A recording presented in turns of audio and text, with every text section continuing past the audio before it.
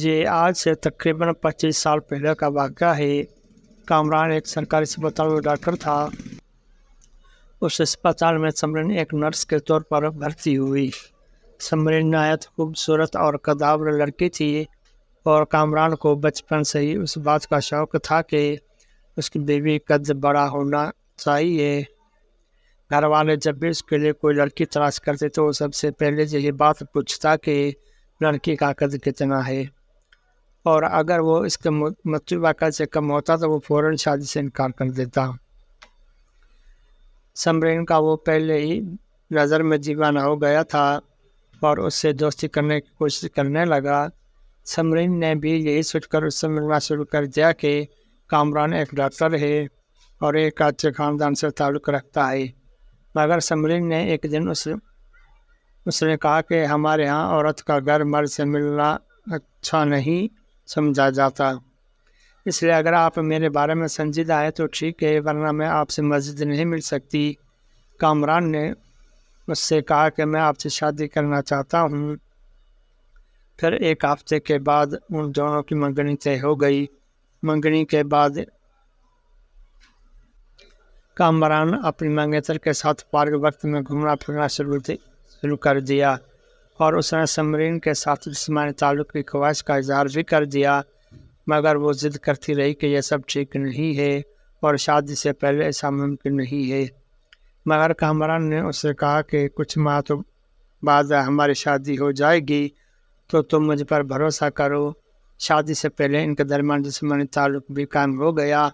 یہ سلسلہ کئی دنوں تک جاری رہا، حتیٰ کہ اس اسپتال کو ایک لیڈی ڈاکٹر نے جوائن کر لیا جس کا نام ڈاکٹر سارا تھا۔ سارا بھی حسین و جمیل لڑکی تھی۔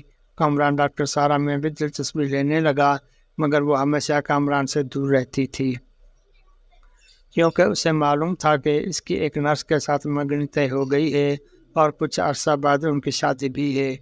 گھر والے کامران پر زور دے رہے تھے کہ منگنی کی یہ 1 سال ہو گیا ہے، ہماری خواہش ہے کہ اب تیری شادی ہو جائے، لیکن کامران نے اپنے والدین سے کہا کہ مجھے بہت افسوس ہے کہ میرا انتخاب درست نہیں تھا۔ وہ لڑکی شکل کے لحاظ سے تو اچھی ہے مگر اس کا کردار ٹھیک نہیں ہے۔ جب اس کے والدین کو اس بات کا علم ہوا تو انہوں نے رشتے سے انکار کر دیا۔ جب سمرین کو اس بات کا پتہ چلا تو وہ بھاگتی ہوئی کامران کے پاس آئی اور اس نے رشتہ ختم کرنے کی وجہ پوچھی۔ کامران نے کہا کہ میں ایک ڈاکٹر ہوں جبکہ تم ایک نرس ہو، مجھے اپنے لیول کی لڑکی سے شادی کرنی ہے جو کہ اب مجھے مل چکی ہے۔ سمرین نے رو کر کہا تو تم نے اتنا جو مجھے اندھیرے میں رکھا اور میرا استعمال کیا، اس کا حساب کون دے گا؟ کامران نے کہا کہ اگر میں نے تجھے استعمال کیا ہے تو تم نے بھی مجھے استعمال ضرور کیا ہے۔ میں نے بھی تجھے مہنگے زیورات خرید کر دیے ہیں اور تجھ سے جسمانی تعلق کام کرنے کے بعد میں اس نتیجے پر پہنچا ہوں کہ تم میرے لائق نہیں ہو۔ پھر کامران نے سمرین کو چھوڑ کر لیڈی ڈاکٹر کو اپنانے کا فیصلہ کر لیا۔ جب سمرین نے یہ دیکھا کہ کامران نے اسے کوڑا سمجھ کر کوڑے دان میں پھینک دیا ہے، تب اس نے بدلہ لینے کا فیصلہ کر لیا۔ اس نے کامران سے کہا کہ میں مانتی ہوں کہ میں آپ کے لائق نہیں ہوں، مگر میں آپ سے بے حد پیار کرتی ہوں۔ میری خواہش ہے کہ تم آخری بار مجھ سے فلاں ہوٹل میں ملو۔ حوث کے پجاری ڈاکٹر نے جب یہ سنا تو سوچا کہ یہ موقع ضائع نہیں کرنا چاہیے۔ وہ بن سان کر ہوٹل میں جا پہنچا تو سمرین پہلے سے اس کا انتظار کر رہی تھی۔ وہ جیسے سمرین سے زنا کرنے لگا تو سمرین نے تکیے کے نیچے سے ایک خنجر نکالا اور کامران کو ہمیشہ کے لیے نامزد کر ڈالا۔ کامران خون سے لت پت ہو چکا تھا، اسے اسپتال منتقل کیا گیا اور سمرین کو پولیس پکڑ لے گئی۔ کامران کی جان تو بچ گئی مگر اب وہ زندگی بھر کے لیے نامرد بن چکا تھا۔ برے کام کا ہمیشہ برا نتیجہ ہی نکلتا ہے۔